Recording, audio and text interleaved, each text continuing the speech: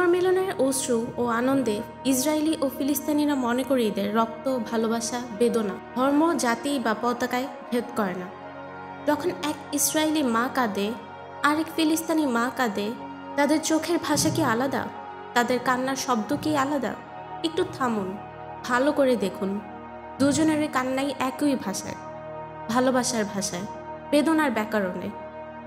Israel ও ফিলিস্তিন জুড়ে আজ বন্দীরা ফিরছে ঘরে, কারাগারের দরজা খুলছে, অপেক্ষার শেষ হচ্ছে।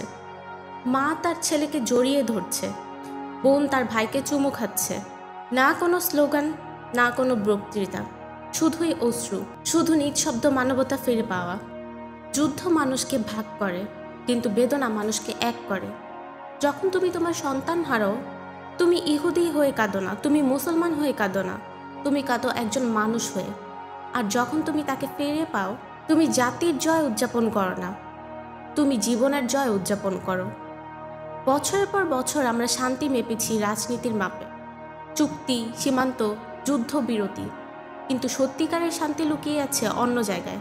সেটা সেই হাতের কম্পনে, যেখানে ভয় পেরিয়ে ভালোবাসা ফিরিয়ে আসে। সেই চুক্তি লেখা হয় কাগজে নয়, লেখা হয় চোখের জল।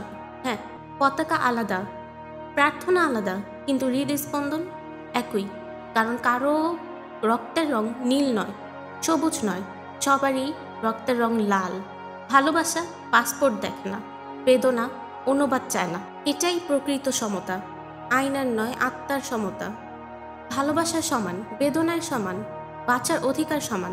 যখন মানবতা সমানভাবে দাঁড়ায়, তখন যুদ্ধের আর কোনো অর্থ থাকে না। এই ছবিটি মনে রাখুন, একজন মা গাজায়, একজন মা তেল আবিবে। দুজনেই কাঁদছেন, প্রার্থনা করছেন, আশা করছেন।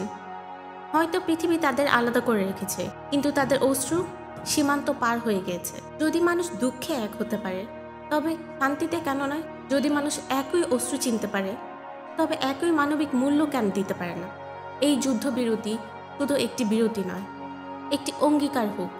প্রতিটি জীবন, প্রতিটি মানুষ সমান।